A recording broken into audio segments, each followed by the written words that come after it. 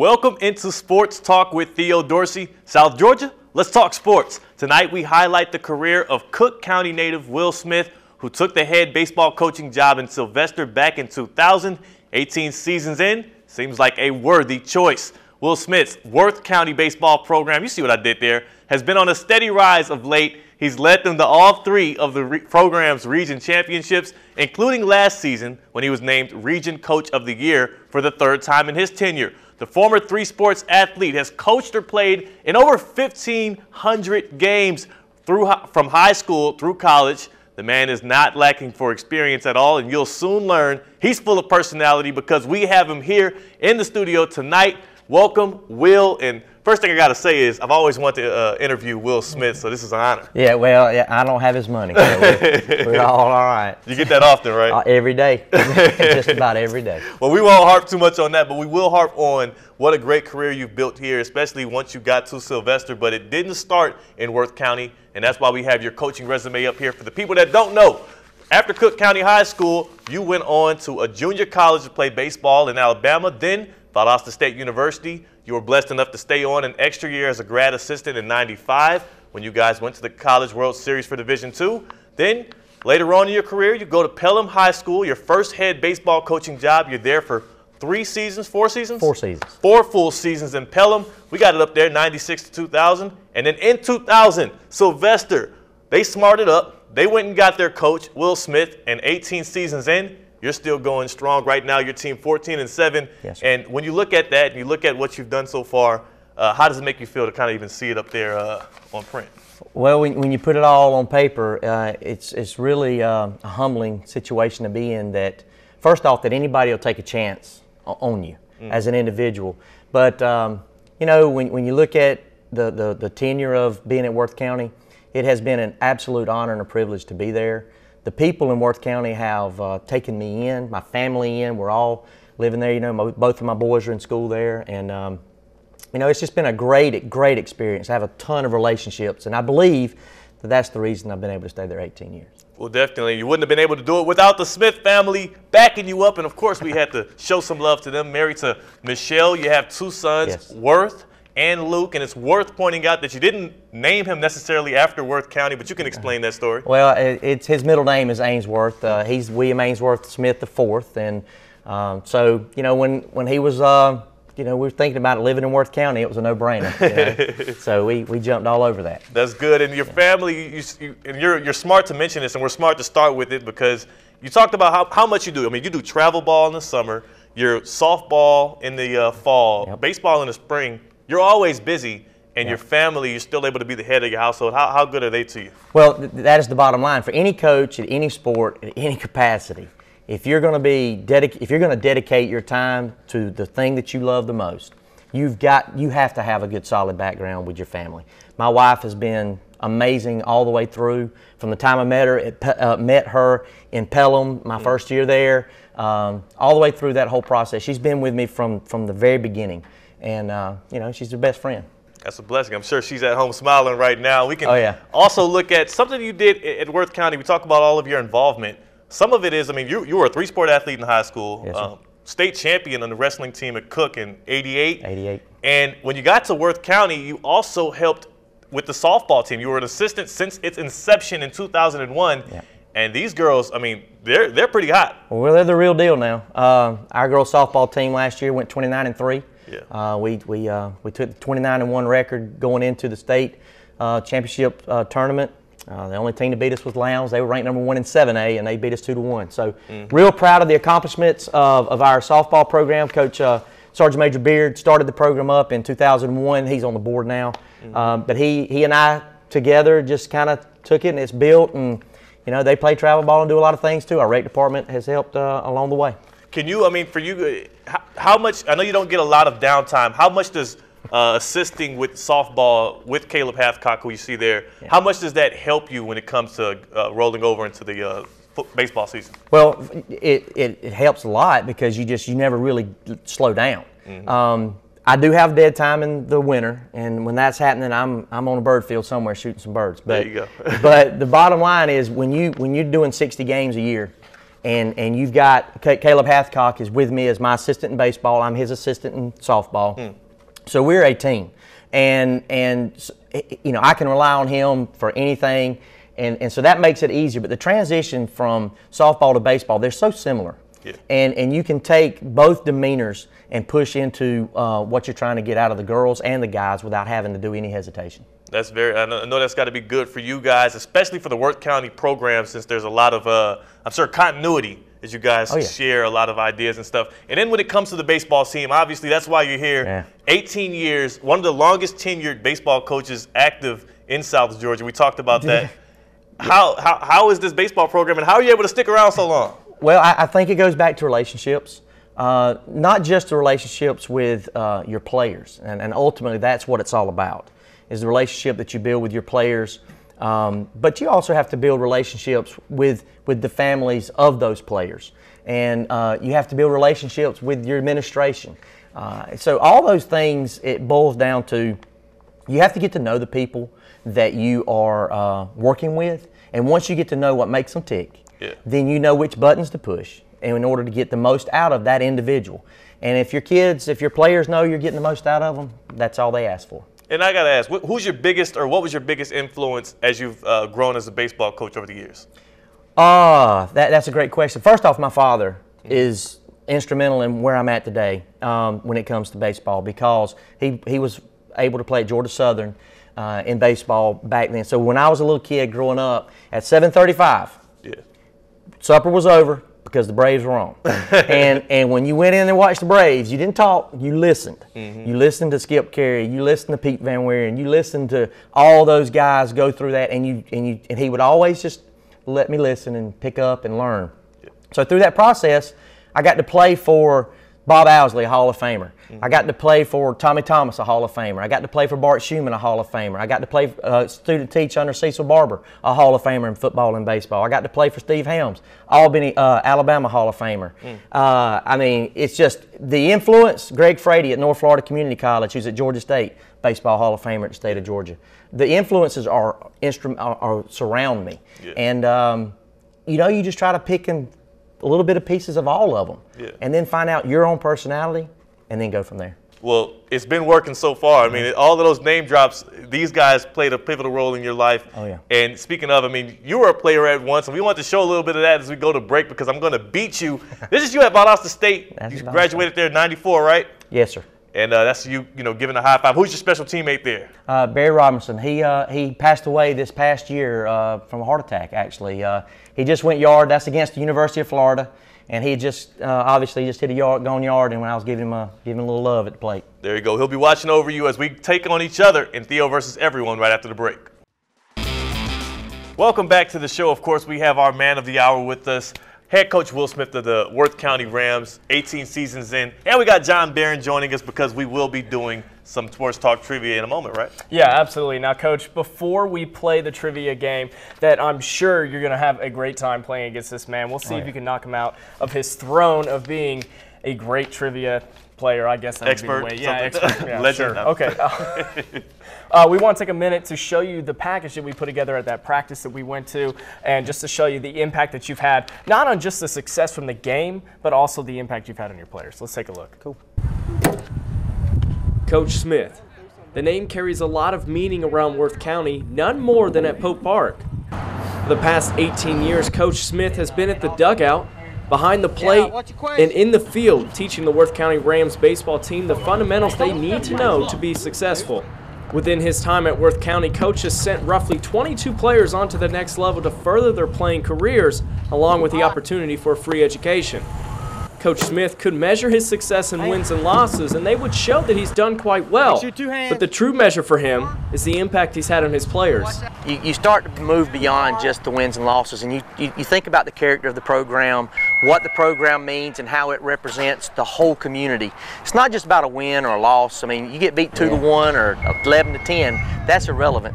What matters is, how did your kids perform? How did they play? Are they representing your community the right way? Worth County has only had one player make it straight to a Division I team, but even he knows that the help the coach has given him both in the game and on the field. He's always pushed us to do our best, and he's always been there if you needed something. If you didn't understand something, he was there to thoroughly explain it, to make sure you got the concept of it. And off the field. I mean, he's always made us be punctual and always like made us do the right things and made sure we did the right things, and that's really helped me mature as a person and just do the right things. These players know that Coach can't always be there to pick up every player when they're down. So from the teachings he's given them, they step up and show the freshmen that there are times you will mess up. You just got to pick yourself up and dust yourself off. When I was a freshman is when Denzel Gowdy and Cirillo was here, and Gowdy helped out a lot. So I took what he done as a senior to me. And I'm now helping out the freshmen and all with the most I can. So yes, a measure of a good coach to many is the measure of the wins and losses a coach has won. But if you ask anyone in Worth County, Coach Smith's success is measured through the amount of kids he's helped throughout his Worth County time. In Sylvester, John Barron, WALB News 10 Sports. Now, Coach, obviously you've made such a huge impact on some of your players. What does this mean, just hearing some of the things that they've said about you, what you've helped them in their lives, not only just in the game? Well, I don't know how you put words into what they just said, because that is the epitome of what we try to do. As coaches, we're more than just winning and losing. We're mentors. We are the father figure for a lot of these kids. We are the role model. We have to teach the game of baseball. But as I told one of my seniors that came through, he only played for 1 year, and I said, look, it doesn't matter if you play this game or not now, but hopefully you can learn something from us as a staff and then be able to translate that to your kid. And then he'll understand the game of baseball, and that it's more than just the rules. It's how do you carry yourself, how do you play, and et cetera. Right, awesome, Coach. And Coach, you've had a successful game. Let's see if we can put one more win into the win column today. We are now about to play our trivia game. Coach, this is called Theo versus everybody, because essentially that's what happens. Theo takes on every coach that we bring into the station, and he tries to beat them in a little bit of a series of 9 questions and a little game. I already said it. Theo versus everybody. So, it's practically like everything else. If you get the question correct, you get to put the ball back in. First one to ring it and get the answer correct, that is your ball. Ready? All right, sounds good. Let's go to question number 1, everybody. Ready? In 1920, what team did the Red Sox sell Babe Ruth to? Was it? Did I get that? Well, he tried. I tried. So I'm going to give it to him. Okay. The Yankees. Yes. Now, don't forget that you get the option of 2, but he is a quick one, so he will. Okay, it's cool. All right. Coach is up 1-0. Oh, wait, the second question's on this one. I ran out of paper. All right. Question number 2. What father and son group was the only pair to ever play on the same team together? Ken Griffey Jr. I guess, you know what, I could have done the multiple choice on other things, but yeah, that was right. No, this is good. Gotcha. All right, we're tied at 1, all right? The last multiple choice question, but you two have clearly not needed them. Number 3. Who was the only pitcher to ever throw a perfect game during the World Series game? I'm going to get that fixed. Yeah, Don Larson.